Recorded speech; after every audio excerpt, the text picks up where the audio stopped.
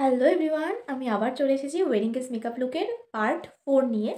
তো সমস্ত লুক মোটামুটি আমার দেখানো হয়ে গেছে। আমার মনে হলো যে না, অক্সিডাইজ জুয়েলারির উপর একটা লুক করি। তো অক্সিডাইজ জুয়েলারির উপরও কিন্তু সব মিলিয়ে একটা অনেকটা ফ্যাসিনেশন থাকে। তো আমারও আছে, তো তাই জন্য আজকে অক্সিডাইজের উপর একটা লুক ক্রিয়েট করব।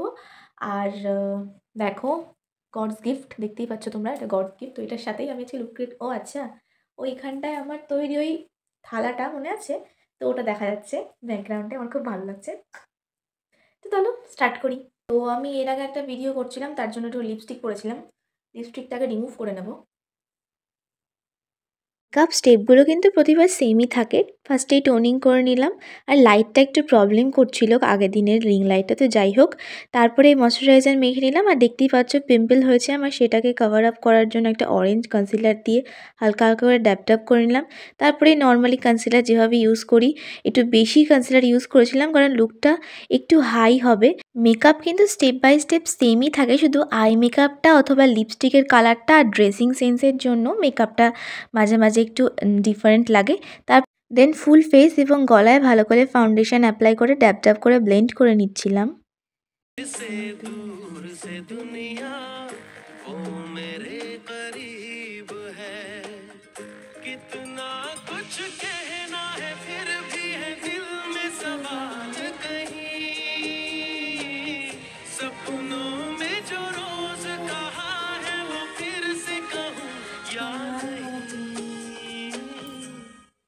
মেকআপ করার সময় পাশে এরকম একটু গান বাজলে কিন্তু ভালোই লাগে। তারপরে ভালো করে ফাউন্ডেশনটা ব্লেন্ড করে নেওয়ার পর নর্মালি যেভাবে কন্ট্যুরিং করি গলায় এবং মুখে, তো সেভাবে কন্ট্যুরিং করে নিয়েছিলাম। তারপরে লুজ পাউডার দিয়ে কন্ট্যুরিংটা এবং ফুল ফেসটা আমি সেট করে নিয়েছিলাম।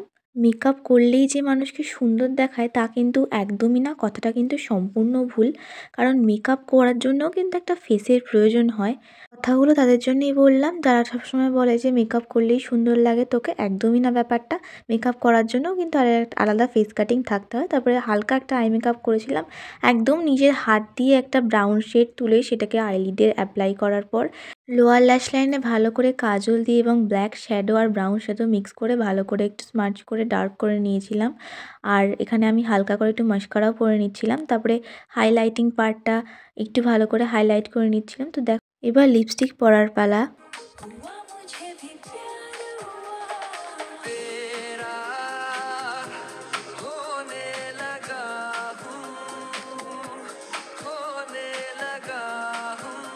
চোখটা যেহেতু একদম লাইটের মধ্যে আমি রেখেছিলাম, সেই জন্য লিপসটাকে একটু ডার্ক করেছিলাম। ব্রাউন রঙের লিপস্টিক দিয়ে লিপসটাকে ড্র করে লাল রঙের লিপস্টিক দিয়ে ভালো করে কভার করে ঠিক এরকম একটা কালার আমি এনেছিলাম।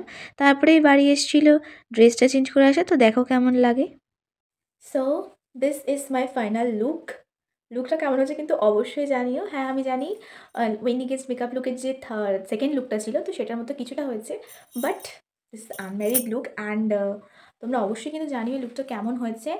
তো এটা ছিল last look, wedding guest makeup look সিরিজটা যেটা করছিলাম, তো এটা ছিল লাস্ট লুক অক্সিডাইজ জুয়েলারির সাথে আমি করেছি। তো অবশ্যই জানিও কেমন লেগেছে। আর এরপর যদি তোমাদের মনে হয় যে আরও কোনো লুক তোমাদের দেখতে ইচ্ছা করছে, অবশ্যই আমাকে কমেন্ট করে জানিও, আমি চেষ্টা করবো সেই লুকটা করার। যতক্ষণের জন্য টাটা। পরে দেখা হচ্ছে অন্য কোনো ব্লগে বা অন্য কোনো মেকআপের ভিডিওতে বা অন্য কোনো ভিডিওতে। ততক্ষণের জন্য টাটা।